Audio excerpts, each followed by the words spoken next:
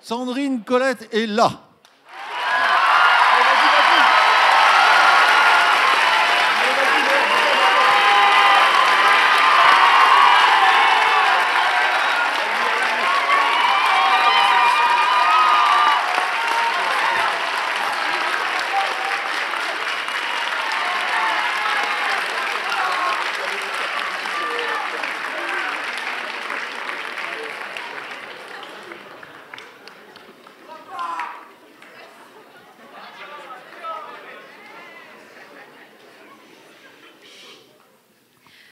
Nous allons vous présenter une vidéo de Philippe Claudel, le président de l'Académie Goncourt, qui a été lauréat du prix Goncourt des lycéens en 2007 pour son roman Le rapport de Brodeck. Dans cette vidéo, il va féliciter tous les lycéens et lycéennes d'avoir participé au prix Goncourt des lycéens et il va bien évidemment féliciter Sandrine Colette, la lauréate du prix Goncourt.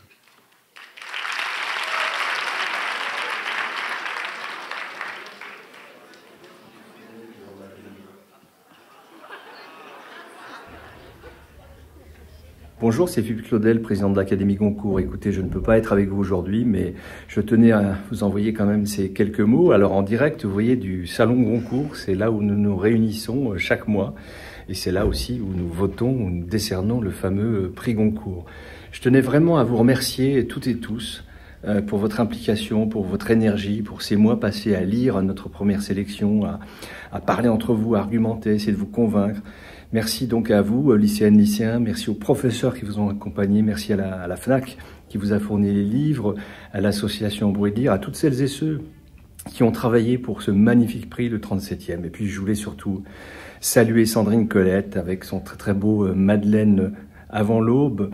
Vous avez lu un livre fort, vous avez lu une autrice qui commence à construire une œuvre en dehors de la littérature policière de laquelle elle était issue, une littérature qui s'échappe un peu des genres, qui utilise le conte pour nous entraîner ailleurs dans des paysages et des saisons qui m'ont personnellement beaucoup frappé, beaucoup saisi, pour nous raconter une histoire qui semble se passer loin dans le temps, mais qui résonne fortement avec bien des situations d'aujourd'hui. Donc voilà, c'était juste pour faire ce petit salut. Je vous souhaite de très beaux échanges, de très beaux débats, une belle rencontre avec Sandrine et surtout de belles vies à vous toutes et à vous tous, des vies de lectrices, des vies de lecteurs, car sans les livres, finalement, on n'arrive pas à comprendre et à pénétrer le monde. Je vous souhaite aussi de très bonnes fêtes de fin d'année. Au revoir.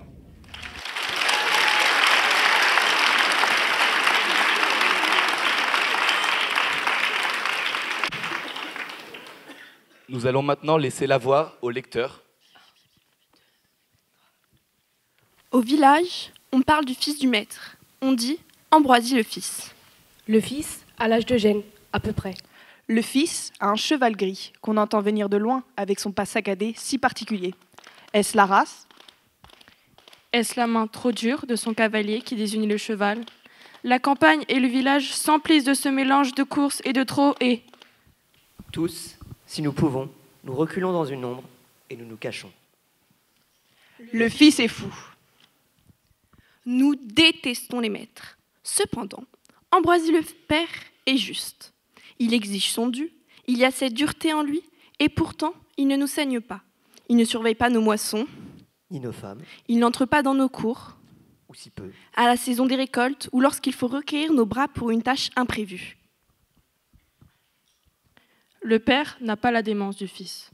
Ni la mère d'ailleurs, personne ne sait d'où elle est venue.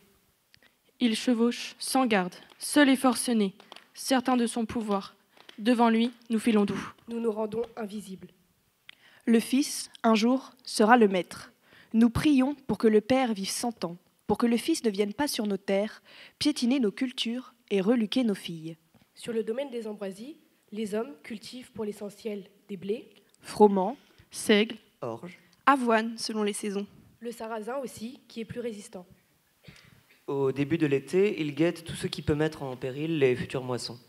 Et parmi ces périls, il y a Ambroisie le fils.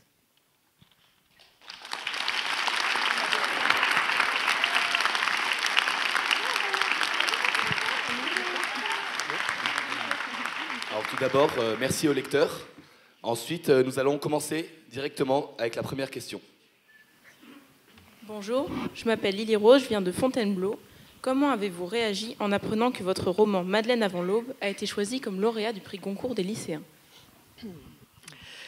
On a un coup de téléphone un petit peu avant pour être sûr qu'on soit joignable. Donc ça, évidemment, j'ai demandé si c'était vrai. Ma première question, c'était ça. Je dis, mais c'est sûr, c'est vrai, c'est quelqu'un d'officiel qui le dit, parce qu'en fait, on n'ose pas y croire. Donc il y a eu vraiment cette espèce d'incrédulité suspendue. Et puis au bout de 10 ou 20 secondes, on voit bien que c'est pas une fake. Et à ce moment-là, j'étais toute seule et j'étais dans les bois, donc c'était pas gênant. J'ai vraiment crié. Un truc du genre yes, yes, mais yes. Donc beaucoup de joie et puis beaucoup d'émotion, mais parce que c'est une émotion qui dure depuis plusieurs mois, depuis qu'il y a cette première sélection Goncourt. Donc je ne sais pas si vous imaginez ce que c'est d'avoir ces jours qui passent les uns après les autres, ces sélections qui passent les unes après les autres, et les rencontres en plateau dans les villes pour le Goncourt des lycéens, dont on repart en se disant bon, mais on verra ce qui arrivera, mais voilà, c'est vraiment le terme de beaucoup d'attentes qui fait que d'abord on crie, et puis ensuite une petite larme à l'œil, et ensuite l'éditrice qui appelle pour dire à quel point c'est fantastique. Donc ça fait un énorme tourbillon aujourd'hui qui n'est pas fini. Il y a toujours du tourbillon. Moi j'ai reçu à peu près 800 messages. Et dans le train, en venant ce matin, je répondais à certains d'entre eux parce que j'ai pas fini.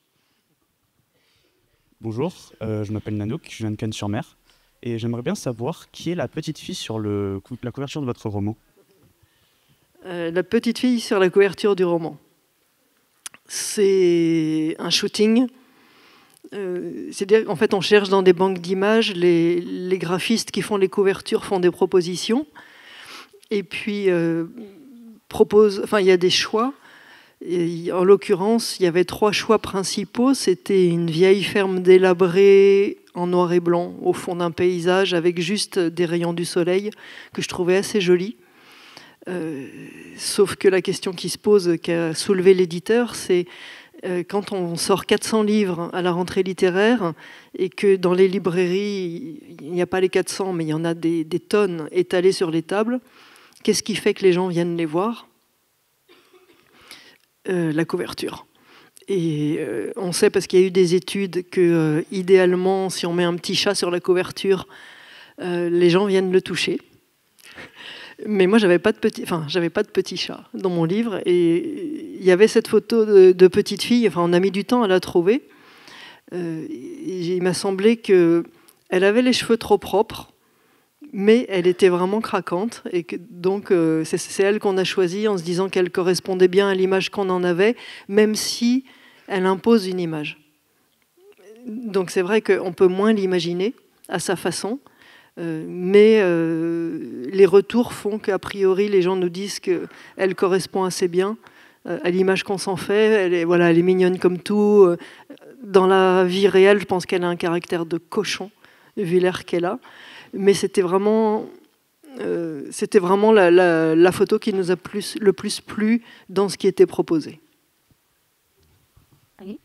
Bonjour, Zoé de Quimper.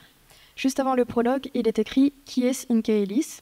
Quelle est la signification de ces mots mirifiques pour vous?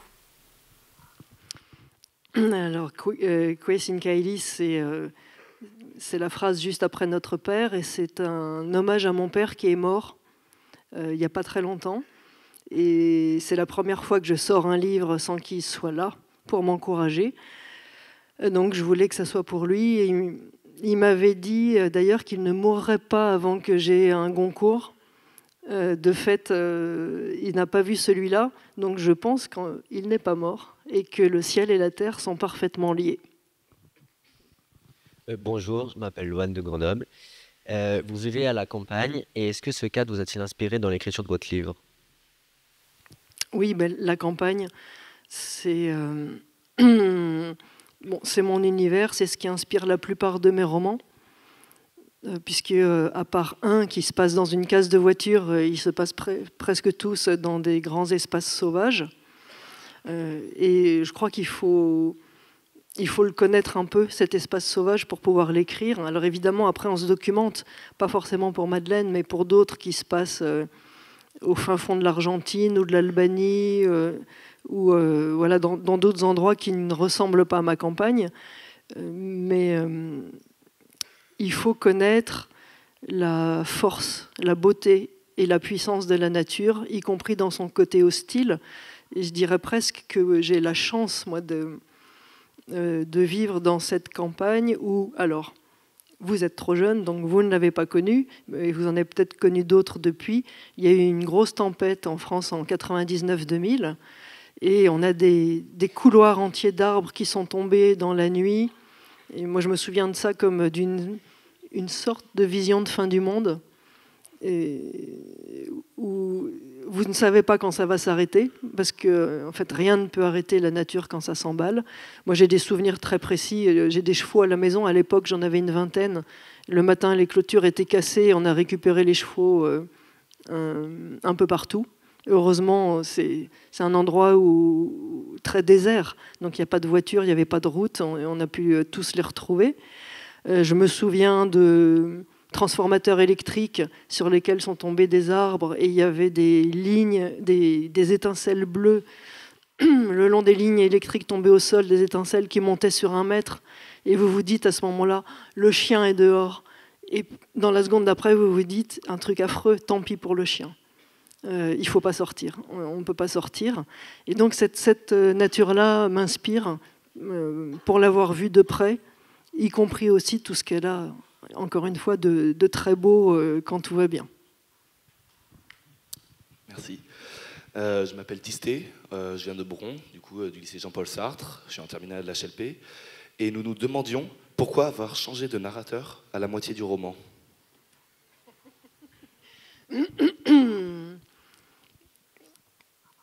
Alors, l'idée, c'était moins de changer de narrateur à la moitié du roman que d'avoir un narrateur un peu mystérieux, un peu particulier sur cette première partie, mais qui ne pouvait pas tenir tout le long du livre. Je pense que ce narrateur qui fait partie de c'est la surprise, enfin la première grande surprise du roman. On peut la tenir sur 150 pages, on ne peut pas la tenir sur 250 ou 300. Donc, d'où le basculement à un moment. Après, je ne sais pas, si tout le monde l'a lu, je le dis carrément. Hein, mais non, ok, d'accord. Donc, je ne le dis pas, mais les conditions font que le narrateur ne peut pas rester dans le roman. Bonjour, je suis Chérine, je suis de Clermont. Et ma question était que nous avons assisté ces derniers mois à de nombreuses catastrophes naturelles. Et à travers vos romans, vous transmettez souvent vous abordez un message sur la nature hostile. Est-ce une mise en garde pour le lecteur ? Alors, c'est peut-être une mise en garde. Avant tout, c'est le reflet d'une préoccupation personnelle, en fait. C'est-à-dire que je suis inquiète, et parfois plus qu'inquiète, par ce qui arrive autour de nous. Quand on est en ville, on ne le voit pas tellement. Et à la campagne, évidemment, on le voit dans des choses très infimes, mais on sait que toutes ces petites choses accumulées arrivent à faire éventuellement des grands bouleversements. Je vais vous donner un exemple. Par exemple, dans ma région, qui est pas une région rigolote. Enfin, je veux dire, l'hiver dure 6 mois, il pleut beaucoup. On est sous le brouillard très souvent. Donc, c'est pas une région extrêmement chaude ou accueillante. Mais depuis quelques années, il y a des mantes religieuses dans les jardins. Les mantes religieuses, il n'y en avait jamais eu, parce qu'elles existent plus au sud. Simplement, au sud, il fait trop chaud. Et donc, elles remontent. Et on a comme ça des insectes qui arrivent qu'on ne connaissait pas. On a évidemment des insectes que la chaleur persistante et les sécheresses qui permettent de se développer de manière incontrôlée. Et c'est ce qui ravage les forêts. Et donc maintenant, quand je regarde, moi, chez nous, il y a des forêts avec presque un arbre sur 3 ou 4 qui est en train de sécher. Donc, si on lit un petit peu les revues spécialisées, on se rend compte que les professionnels de l'ONF, enfin de l'Office des forêts, pensent qu'on est en train de perdre pour les années qui viennent quasiment un tiers de la forêt en France à cause de ça. Donc cette nature hostile, soit parce qu'on l'a abîmée, soit parce qu'il y a des cycles de la Terre, soit parce qu'elle réagit à ce qu'on lui fait tout simplement, effectivement c'est au centre de mes préoccupations, et j'ai fait 2 ou 3 romans qu'on pourrait appeler du post-apocalyptique. Il y en a un qui part sur... on ne sait pas ce qui s'est passé. C'est inspiré par les météorites géantes qui ont causé sans doute les premières extinctions de masse. Vous savez qu'aujourd'hui, il y a un certain nombre de scientifiques qui disent qu'on est entré dans la 6e extinction. Une extinction, c'est quand 75% des espèces animales, végétales sur la planète sont en train de mourir. Donc on considère qu'on va vers ça à nouveau. La dernière fois, c'était la fin des dinosaures. Donc c'est vrai que forcément on a ça en tête quand on se rend compte qu'une partie de la forêt est en train de mourir, que des insectes sont en train soit d'envahir et donc d'abîmer une partie des choses, et que d'autres insectes et d'autres animaux disparaissent. Parce qu'il y a un moment où vous vous dites finalement, si l'ours polaire disparaît, c'est dommage, mais c'est pas grave, quelque part. Et en fait, c'est grave parce que ça suppose de disparition des glaciers, donc de montée des eaux et de ces villes qu'on considère qui vont disparaître, comme Venise peut-être, comme des villes des Pays-Bas, comme des villes très, très basses, y compris en France. Vous savez aujourd'hui qu'il y a des îles où on sait qu'il ne faut plus acheter, parce que l'île de Ré, j'y pense, par exemple, parce qu'a priori, c'est une île qui ne survivra pas dans les décennies qui viennent. Donc, je pense à cette nature abîmée, mais parce qu'elle réagit sans volonté, hein, bien sûr, elle réagit de manière mécanique à ce qu'on lui fait et à ce que lui font les cycles de la Terre aussi. Ça m'inspire énormément dans mes romans. On peut le prendre juste comme une distraction. C'est une aventure qui se passe le jour où le monde entier a brûlé, le jour où nos systèmes se sont effondrés, parce que Madeleine, ça pourrait être ça pourrait être dans 100 ans aussi. Et le jour où, je pense à un autre roman, l'océan s'est engouffré de 500 km dans les terres en ravageant tout, donc on ne vit plus sur Terre, on vit sur l'océan. Et ça me permet d'exprimer cette préoccupation-là. Encore une fois, on peut le lire comme une sorte de roman d'aventure, et on peut aussi le lire à un niveau différent, en se disant, mais oui, c'est vrai. C'est vrai que quand on fait un trajet pour les vacances en voiture, il y a presque plus d'insectes qui s'écrasent sur les pare-brises. Moi, au temps de mon enfance, qui remonte, quand on faisait un trajet pour aller au bord de la mer, 5 heures de route, il fallait s'arrêter au minimum 4 fois pour laver les pare-brises, tellement il y avait d'insectes. Aujourd'hui, c'est roudoudou. Bonjour, je m'appelle Rose, je viens d'Arras, et ma question, c'est si vous deviez apparaître dans votre roman, à quel moment le feriez-vous ? Si moi je devais apparaître ? Non de non. Pourvu que non.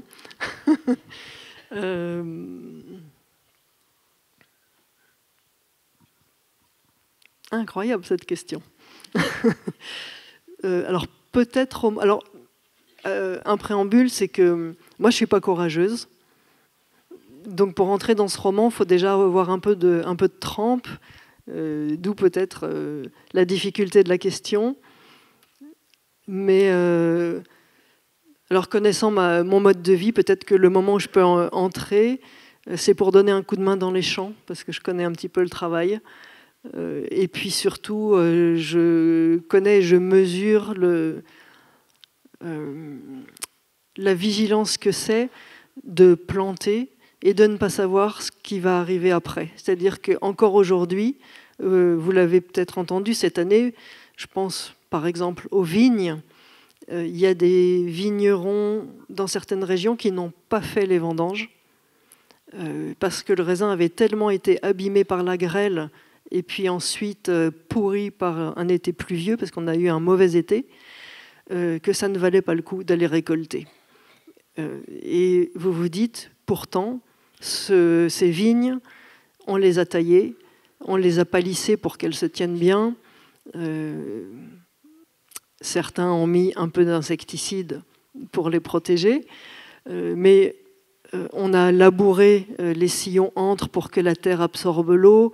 On a fait tout ce qu'il fallait. On a allumé des brûlis, vous savez, comme on fait parfois quand on annonce des gels tardifs. À plein d'endroits dans les vignes, on allume des feux pour que l'air ne refroidisse pas trop et que ça ne gèle pas les raisins. Donc on fait des brûlis. Et pourtant, cette année, on ne vendange pas. Donc je me dis que là-dessus, j'aurais pu entrer en scène pour essayer de faire brûler un peu plus de feu pour protéger un peu plus les cultures. Nous nous demandions quel personnage avez-vous pris le plus de plaisir à écrire, à mettre en vie? Donc je ne raconte pas, mais je pense que c'est Bran, le narrateur. Alors à ce propos, je voulais dire quelque chose sur le choix de son nom. Bran, c'est le nom d'un hameau qui est pas loin de chez moi.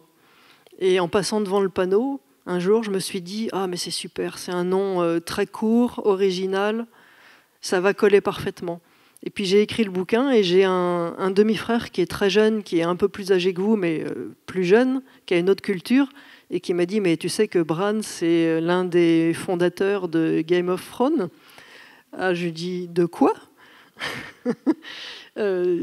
Et donc il y a plein de gens qui pensent que ce narrateur Bran, il y a une espèce de symbolique fondatrice parce que ça fait appel à ce personnage-là. Bran, c'est le nom du hameau à côté de chez moi, voilà, tout simplement.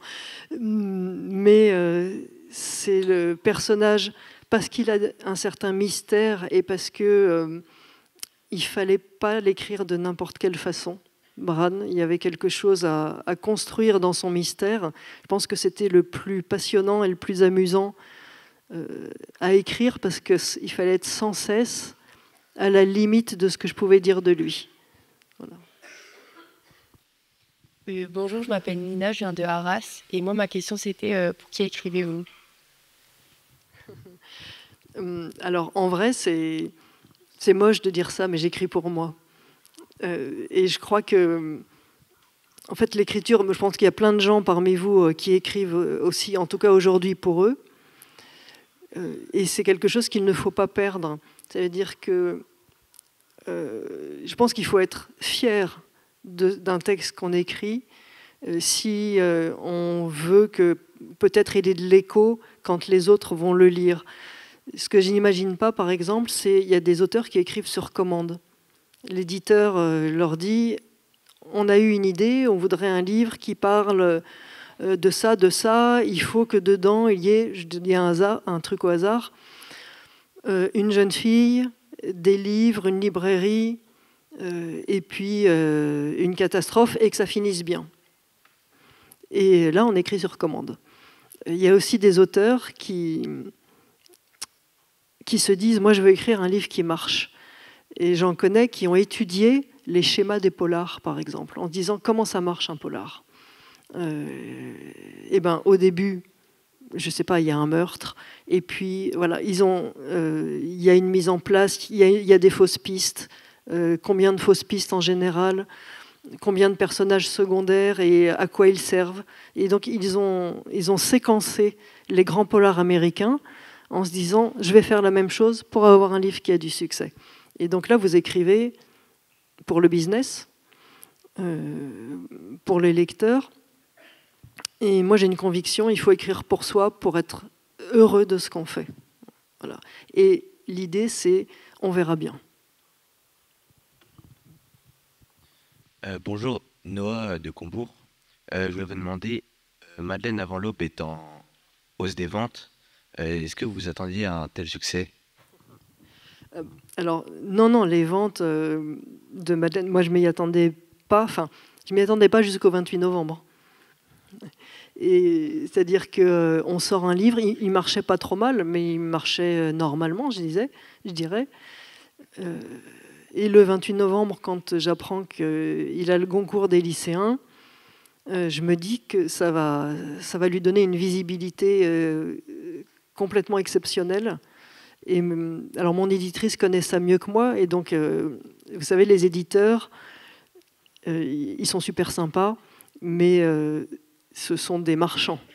Donc ce qui les intéresse aussi, ce sont les chiffres, et elle m'explique à ce moment-là qu'il y a une double chose. D'abord, il y a le mot Goncourt, et dès que vous avez le mot Goncourt accolé à un livre, ça lui donne une aura, une lumière. C'est-à-dire que dans les librairies, les gens viennent voir en se disant « Waouh, un Goncourt, ça peut être que bien ». Deuxième chose, il y a marqué Goncourt des lycéens. Et ben, là, je passe de librairie en librairie depuis un moment, et de libraires qui me disent « On espère pour toi que tu auras le Goncourt des lycéens, parce que c'est notre chouchou ». Et ils expliquent à quel point ce prix de lecteur, pour eux, c'est le meilleur, c'est leur préféré, et c'est celui qu'ils peuvent le mieux conseiller aux gens qui viennent en leur disant « Qu'est-ce que je peux offrir ?» Le Goncourt des lycéens, si vous voulez, on ne se demande pas s'il est mérité ou pas, parce qu'on se dit 2000 lecteurs, on ne peut pas les acheter. Et puis, c'est pareil, les gens qui cherchent des cadeaux, par exemple, en ce moment, se disent aussi, s'il a plu aux lycéens, il peut plaire à énormément de gens. Donc c'est vraiment une gageure là-dessus. Et puis, encore une fois, il sort à un moment où on vous dit, ce n'est plus ton livre, c'est devenu un cadeau de Noël. Et c'est ce qui se passe. Alors moi, j'étais loin de ça, mais effectivement, je constate, puisque l'éditeur me tient au courant, pour vous donner une idée, que les ventes de Madeleine, depuis qu'il a été Goncourt des lycéens, ont été multipliées par 6. Multipliées par 6. Et donc, pour vous donner une idée, la semaine dernière, sur une semaine, il s'en est vendu 15 000 grâce à ce prix absolument magnifique.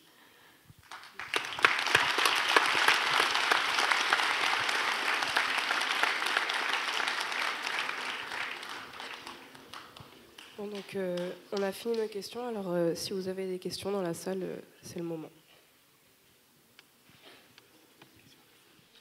Bonjour. Moi, je me demandais pourquoi est-ce que vous avez choisi le titre Madeleine avant l'aube et pourquoi le prénom Madeleine. Voilà. Alors, le titre du livre, c'est une négociation avec l'éditeur, comme souvent. Alors, pour ce livre-là, il y avait un contexte un tout petit peu différent, mais vous savez, souvent, l'auteur donne un titre de travail, un titre qui nous plaît, et puis au moment où on le donne, l'éditeur vous dit alors le livre est super, on va vraiment ça va faire une belle aventure, par contre ton titre est nul. Et il y a cette différence entre celui qui écrit le livre et qui essaye de faire un beau titre qui lui parle d'un point de vue littéraire, et l'éditeur qui lui cherche un titre sexy. C'est-à-dire celui qui fait qu'on va venir le regarder encore une fois sur une table de librairie, ou celui qui sonne bien. Et donc Madeleine avant l'aube, c'est une discussion avec l'éditeur. C'est vrai que mon premier titre, moi, c'était Le Grand Hiver. Et ils m'ont dit, c'est très beau, mais en fait, si tu vois un livre marqué Le Grand Hiver, est-ce que ça te donne envie d'aller le voir? Bon, moi, oui, mais eux, non. Donc j'ai dit, ok, alors on discute, et puis c'est là, on lance des idées, et donc on lance des idées pendant une semaine, y compris ras-le-bol de Madeleine, on n'en peut plus de Madeleine parce qu'on ne trouve pas, etc. Et puis voilà, à un moment, on trouve ce titre, enfin je propose ce titre en me disant, cette petite fille, on la trouve dans la nuit, donc juste avant l'aube, mais il y a une question symbolique aussi avec, que ça pourrait être l'aube d'une nouvelle ère, l'aube d'une révolte, l'aube de différentes choses. Donc on s'est arrêté dessus parce qu'à la fois il nous semblait contenir plein d'éléments de ce qu'il y a dans le livre. Et puis, il avait une certaine beauté poétique. Donc, Madeleine avant l'aube. Et ensuite, Madeleine, je ne sais pas si tu veux parler du prénom même ou de son orthographe. Les deux? Alors, Madeleine, parce que c'est un roman qui n'est pas daté, mais on imagine qu'il s'est passé il y a longtemps, il y a peut-être 300 ans, parce que voilà, il n'y a pas de voiture, il n'y a pas de téléphone, enfin, il n'y a pas d'électricité. On se rend compte que c'était il y a longtemps, ou alors c'est dans 50 ans ou 100 ans si tout explose. Pourquoi pas? Donc j'ai cherché des prénoms qui collent un petit peu, qui soient tous un peu anciens. Eugène, Aélis, c'est tous des prénoms que j'ai cherchés sur des calendriers de vieux prénoms. Et Madeleine, c'est aussi un prénom qui est revenu à la mode, et donc j'ai eu l'impression que ça permettait de faire le lien entre hier et aujourd'hui, parce que dans ce livre, donc ça ne nous échappe pas, ça se passe il y a longtemps, et pourtant, beaucoup des thèmes qui le traversent sont des thèmes qu'on retrouve aujourd'hui. C'est-à-dire que si on fait attention, en le lisant, on se dit, mais attends, c'est... Oui, ok, à ce moment-là, mais aujourd'hui aussi. C'est un exemple, c'est les relations de domination entre les paysans et les maîtres, mais entre les riches et les pauvres. Enfin, aujourd'hui, on a toujours ça, les injustices, la place des filles et la place des femmes. Ce qu'on considère que représente une fille ou une femme à ce moment-là.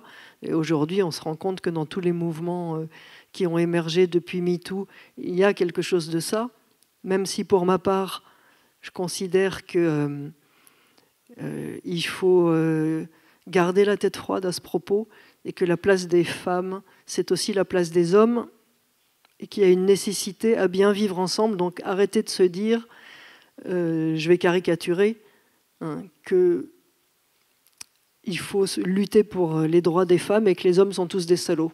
On n'arrivera à rien comme ça. C'est-à-dire qu'il faut... Effectivement, il y a des droits, des égalités à travailler,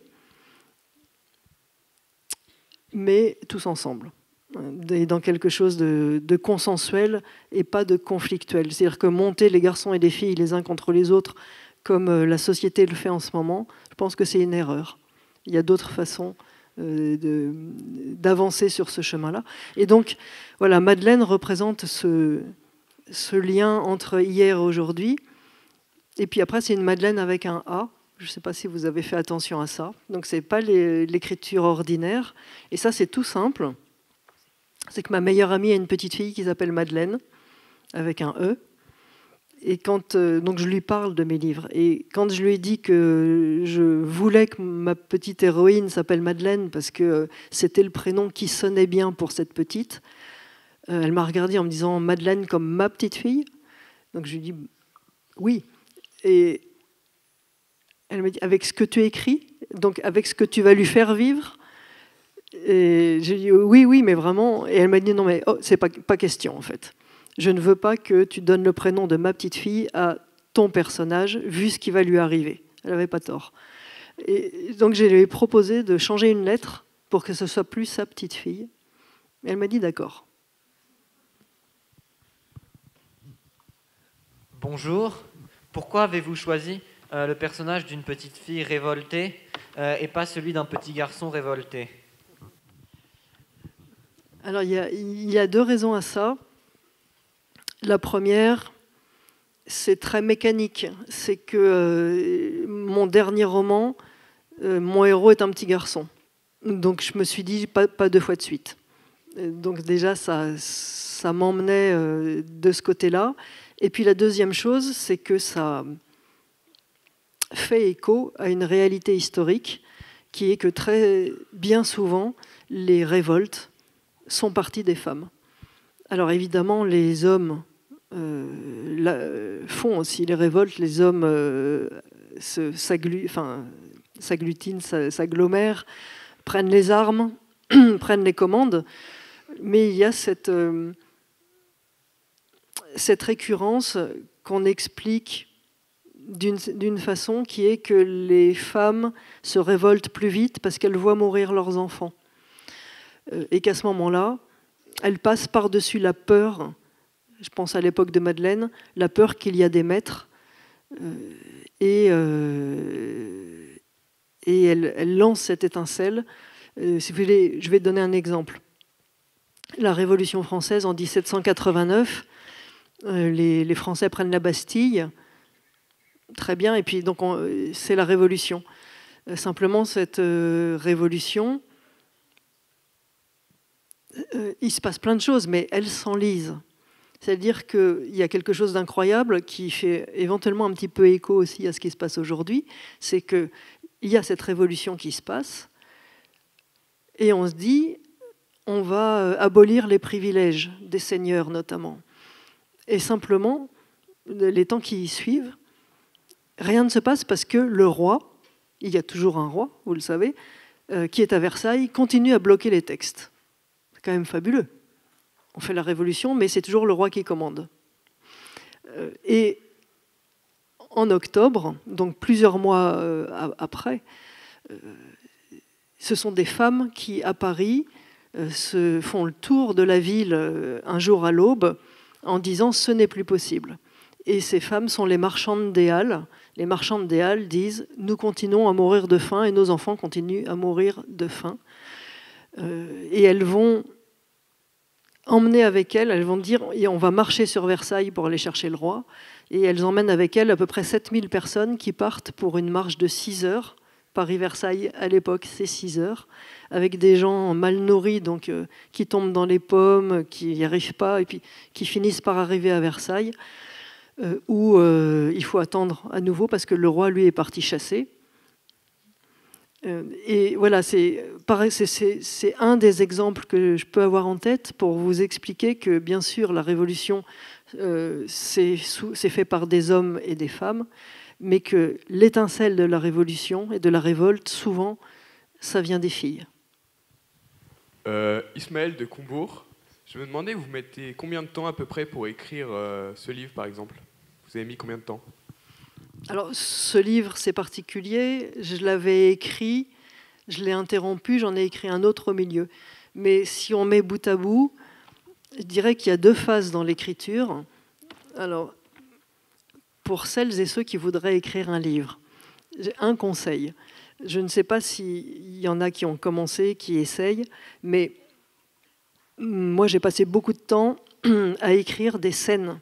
C'est-à-dire que j'avais une idée que je trouvais géniale, je commençais à l'écrire parce que j'avais cette idée choc ou une belle idée ou quelque chose. Je me disais, je vais faire un truc superbe. Et donc je faisais un truc sûrement superbe. Et au bout de 30 pages, c'était fini. C'est-à-dire qu'au bout de 30 pages, je l'avais écrite et mon livre était fini. Et je me suis rendu compte que j'avais besoin d'écrire dans ma tête, de réfléchir à une histoire entière et pas seulement à une scène. C'est-à-dire qu'il ne faut pas s'enflammer d'un coup, enfin pour ma part, et se dire ouais, j'ai un début génial, j'y vais. Moi, j'ai un début génial et puis après, j'ai plus rien. Donc, construire une histoire. Et ça me prend autant de temps de construire une histoire que de l'écrire. C'est-à-dire que quand vous y pensez, simplement, c'est dans un coin de tête, vous la laissez mûrir. Je prends des notes, je fais un plan quasiment, mais tout ce temps-là, je n'écris pas. Et ça dure à peu près 3-4 mois, facile. Et ensuite, c'est tellement bien préparé que je mets 3-4 mois à l'écrire. Donc voilà, tout cumulé, ça fait 8 mois, 10 mois, parfois 1 an s'il y a beaucoup de corrections, parce qu'après, l'éditeur vous demande de changer, enfin de corriger des choses qui n'iraient pas. Mais il faut, bon an, mal an, une petite année. À raison de 2 heures par jour max. Oui, et dans votre livre, vous avez mis en avant des jumelles, Ambre et Aélis. Pourquoi est-ce que vous avez mis des jumelles en avant qui se ressemblent comme 2 gouttes d'eau, mais caractéristiquement sont si différentes que le jour et la nuit? Mais je trouvais ça intéressant, si tu veux, parce que mon idée au départ, c'était de travailler sur moins sur les jumelles que sur les sœurs, la relation de sororité. bon, moi j'ai une sœur qui a 2 ans de moins que moi, et je me dis souvent, alors à ton âge, on se tapait dessus. Mais aujourd'hui, enfin adulte, après, je me dis que si je ne l'avais pas, la vie serait vraiment moins belle. On s'entend très très bien. Ça fait partie des quelques personnes de votre vie éventuellement. Vous savez que si vous avez un coup dur, vous savez que c'est quelqu'un qui lâchera tout pour venir vous aider. Et ça, c'est précieux. Et il n'y en a pas tant que ça. Donc je voulais travailler sur les relations de sœurs. Et puis, pour une raison que je ne vais pas expliquer ici, je me suis dit que des jumelles, c'était intéressant, vraiment des vraies jumelles qui se ressemblent énormément, mais je ne veux pas raconter ça.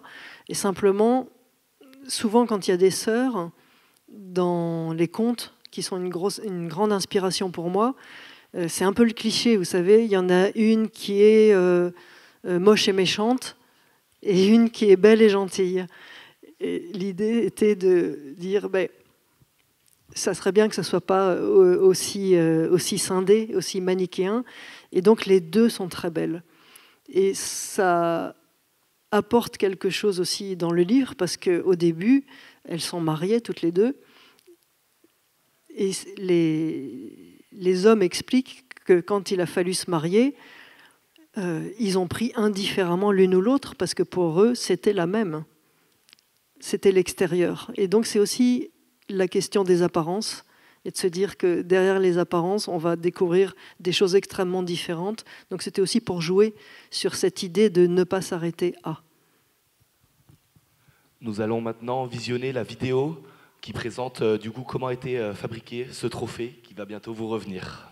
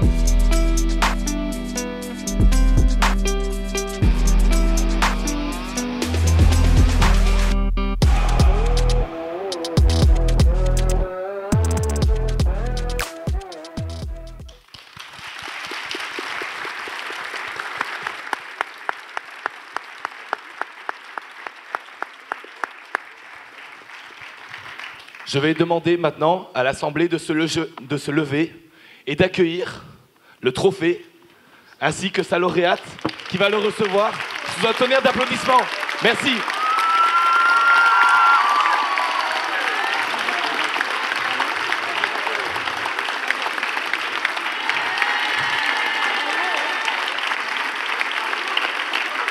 Madame Colette, on va vous laisser dire un petit mot sur ce trophée qui vous revient tout naturellement de droit, et décerné par tous les lycéens après des votes, des échanges. Qu'en pensez-vous? Que je rêverais de savoir faire ça. Je ne sais pas, il y en a qui ont participé à sa fabrication ici. Je suppose c'est combien d'heures? Est-ce que vous le savez? On ne sait pas. Mais en tout cas, c'est impressionnant de précision. Et puis alors, ça me dépasse complètement. Moi, je bricole énormément. Hein. J'ai retapé 7 maisons dans ma vie, donc je fais tout. Mais alors ça, mon mari a l'habitude de dire que je suis bonne pour le gros œuvre et nulle en finition. Et ça, c'est de la finition. Je dois dire que c'est... En fait, on ne comprend même pas comment on peut contraindre le matériau à prendre ces formes-là et puis imaginer. Enfin, vous voyez, c'est aussi... Moi, ce qui me touche beaucoup, c'est que c'est une autre forme de création. Et, oui, les mots me manquent un peu, à part que c'est très très beau et que forcément, je vais le mettre en face de mon bureau, là où, entre deux phrases, quand je réfléchis, je regarde au loin. D'un côté, il y a une fenêtre avec la forêt, et de l'autre côté, il y a des tableaux que j'aime et quelques objets, et celui-là va forcément le rejoindre, parce que c'est magnifique de conception, et ensuite mais de découpe. Enfin, vous ne voyez pas aussi près que moi, mais c'est franchement quelque chose de sublime. Donc un grand merci. Je ne sais pas quelle est la classe qui a fait ça. En l'occurrence, il s'agit d'un partenariat que nous avons avec un lycée des métiers d'art, hein, qui est un lycée à Auray.